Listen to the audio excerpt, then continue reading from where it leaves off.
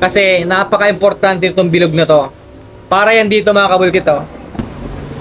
Hey, what's up mga kabulkit? Kumusta kayo dyan? Kumusta ang inyong mga negosyong vulcanizing shop? Sa video ito mga kabulkit, ako ay magpapasalamat ng lubos dahil eto na po ang mga panikwat na in-order sa akin.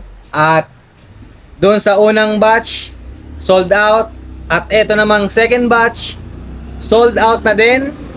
At maraming salamat po sa inyo at nagtangkilik kayo dito sa aming panikwat.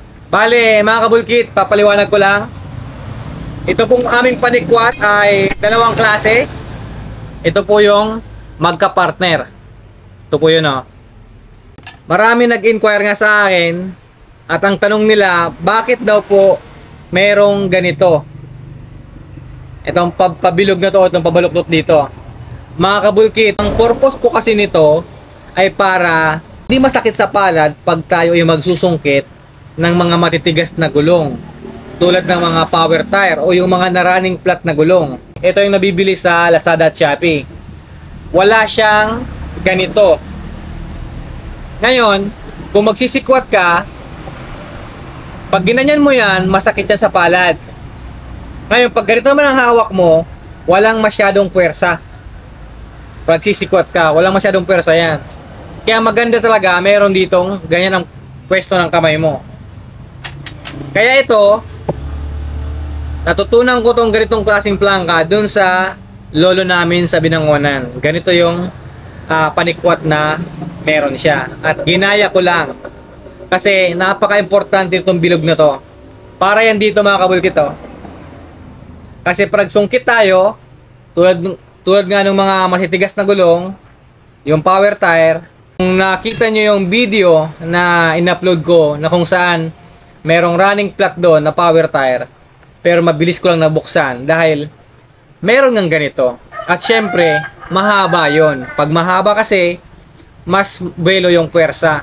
Kumpara dito sa nabibili sa online, tingnan nyo naman yung diferensya. Oh. Oh. Yan yung diferensya niya.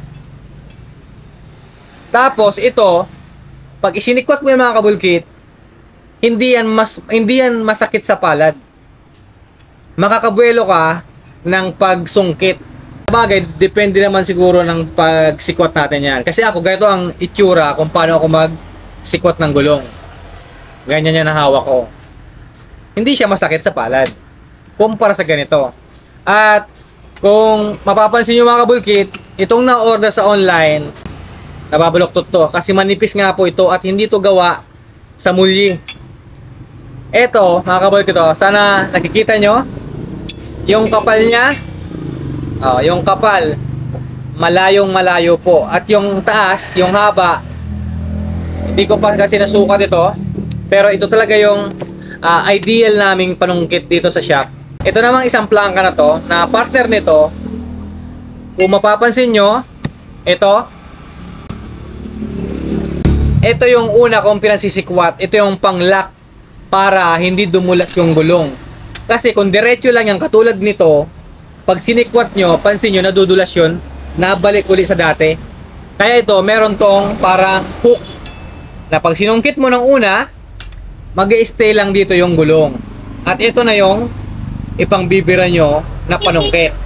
Ito naman, kaya ito mga kabulkit, wala ditong baluktot. Ito lang, kasi ito yung pinambabalik na namin. Hindi naman to pwede na. Depende sa inyo kung masanay kayong ibalik to. Pero ito talaga ang pinambabalik namin. Hindi siya masyadong baluktot. Sakto lang. Para maibalik natin yung gulong. Yan mga kabulkit oh. Sana hindi ano yung camera. O yan. Ganyan po ang plangka namin. O panikwat. Yan oh. Ito yung pagkakaiba niyang dalawa. Sa kapal, mas makapal to. Ito po ay gawa sa mulye. Muli, maraming thank you sa inyo at nagtiwala kayo dito sa aming mga panikwat. At dun sa mga nagpa-reserve ulit, meron tayong third batch. Bali, naghahanap kami ngayon ng maganda pang klaseng mulye, yung makapal talaga. At tulad lang din ito. Para naman Pag ginamit nyo to, malamang sa malamang, manahin pa to ng pangatlong henerasyon nyo. Sa mga nag-order nito, huwag po kayong mahiyang mag-comment kung anong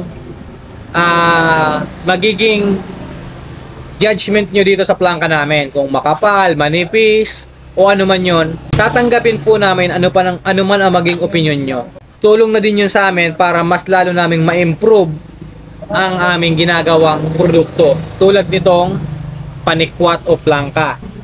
At ngayon po ay babalutin na namin to para madala na sa Flash Express. Thank you mga kabulkit!